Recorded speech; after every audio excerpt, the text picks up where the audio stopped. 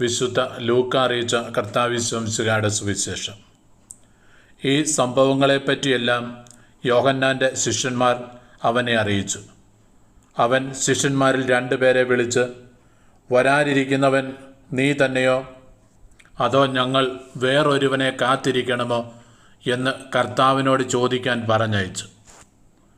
അവർ അവൻ്റെ അടുത്ത് ചെന്ന് പറഞ്ഞു, വരാനിരിക്കുന്നവൻ നീ തന്നെയോ, അതോ ഞങ്ങൾ വേറൊരുവനെ കാത്തിരിക്കണമോ എന്ന് ചോദിക്കാൻ സ്നാപക യോഹന്നാൻ ഞങ്ങളെ നിൻ്റെ അടുത്തേക്ക് അയച്ചിരിക്കുന്നു.